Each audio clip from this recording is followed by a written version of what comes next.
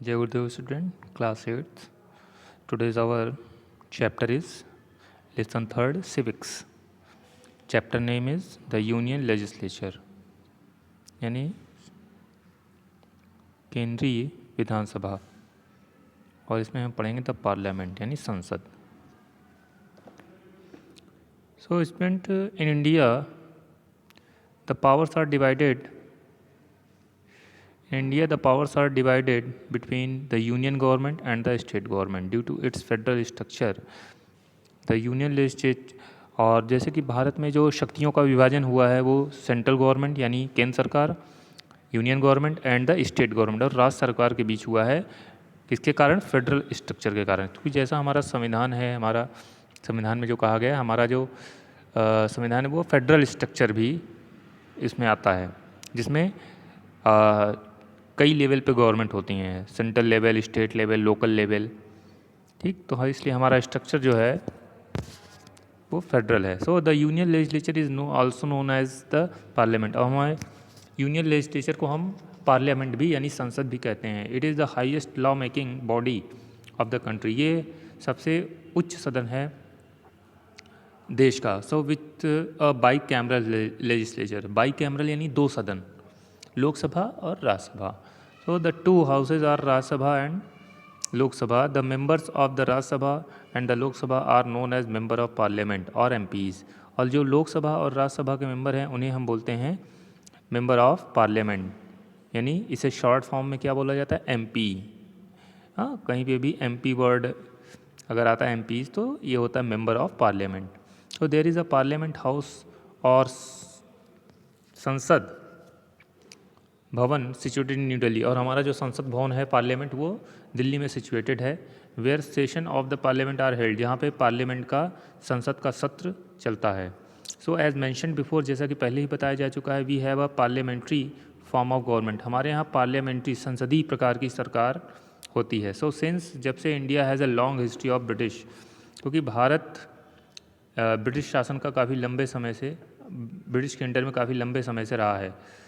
सो association, British association therefore after independence, आज़ादी के बाद देखा जाए तो we choose to follow the parliamentary form of government. तो हमने पार्लियामेंट्री फॉर्म ऑफ गवर्नमेंट का चुनाव किया. Considering the nature of the president from the form of government where all power is vested in the hands of the president. अगर हम presidential form of government में देखें जिसमें राष्ट्रपति हेड होता है, तो वहाँ पे सारी जो पावर होती हैं वो प्रेसिडेंट में होती हैं. लेकिन हमारे संविधान में our constitution makers prefer to adopt a system which was not highly centralised. हमारे यहाँ जो सिस्टम बनाया गया वो पूरी तरह से सेंट्रलाइज्ड नहीं बनाया गया है, पूरी तरह से सेंट्रलाइज नहीं है, बल्कि कुछ पावर को डिवाइड किया गया है स्टेट्स में भी. सो अब यहाँ पे हम सबसे पहले बात करेंगे Lok Sabha. So the Lok Sabha is known as the house of the people because the members of the house are elected by the people directly. जो लोकसभा है is known as the house of the people. ये हाउस ऑफ द पीपुल कहलाता है, ठीक, जिसे हम लोकसभा बोलते हैं. Because of the members of the house are elected by people directly, क्योंकि इसके जो मेंबर्स होते हैं यानी लोकसभा के मेंबर वो लोगों द्वारा, भारत की देश की जनता के द्वारा डायरेक्ट चुने जाते हैं. अकॉर्डिंग टू द कॉन्स्टिट्यूशन, हमारे संविधान के अनुसार the maximum number of the members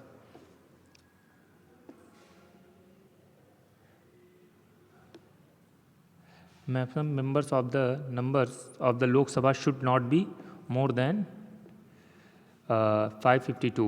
552 से ज़्यादा नहीं होनी चाहिए. लोकसभा में सदस्यों की संख्या 552 से ज़्यादा नहीं होनी चाहिए. हाउएवर एट प्रेजेंट, वर्तमान में देखा जाए, the Lok Sabha has 545 members. The members of the Lok Sabha increase as when the population of the country increase. और लोकसभा के मेंबर तभी बढ़ाए जा सकते हैं जब लोगों की जनसंख्या बढ़ेगी.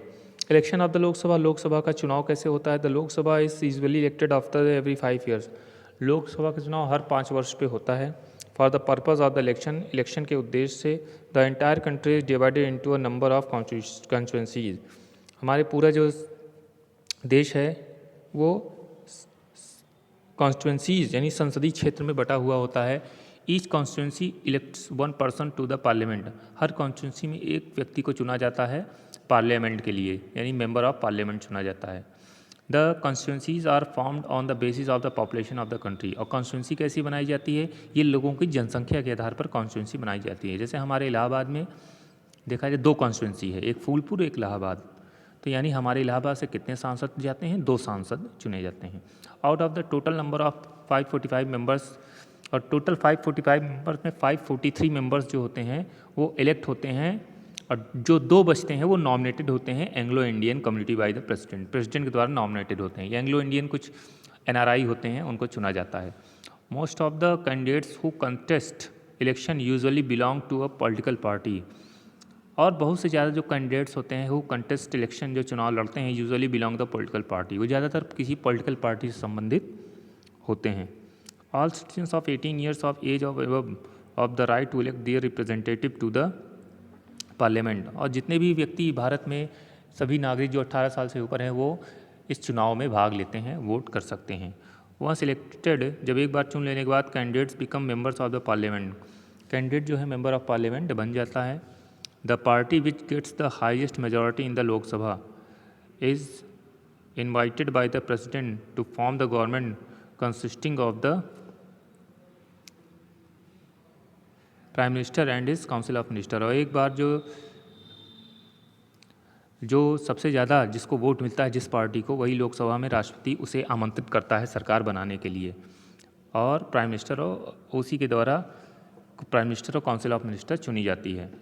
No party has a clear majority then different parties negotiate form a coalition government. जब कोई भी पार्टी पूर्ण बहुमत नहीं पाती तो क्या होती हैं, अलग अलग पार्टियाँ मिलकर आपस में सरकार बनाती हैं, जिसे हम बोलते हैं कोलिशन गवर्नमेंट। कौन सी गवर्नमेंट, कोलिशन गवर्नमेंट।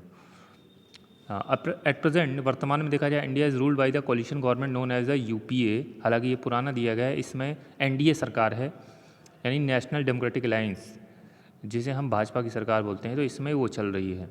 ये भी एक तरह से कई पार्टियों का मिला जुला के बनाया गया है। So the term of the Lok Sabha usually 5 years. और जो लोकसभा का टर्म है वो ज़्यादातर 5 साल का होता है, but it can be dissolve और एक्सटेंडेड बाय द प्रेसिडेंट। लेकिन इसे डिज़ोल्व भी किया जा सकता है बीच में। मान लो किसी को पूर्ण बहुमत बीच में समर्थन वापस ले लिया गया, कुछ सांसदों ने या सांसद ने इस्तीफा दे दिया, तो सरकार जो है गिर भी जाती है।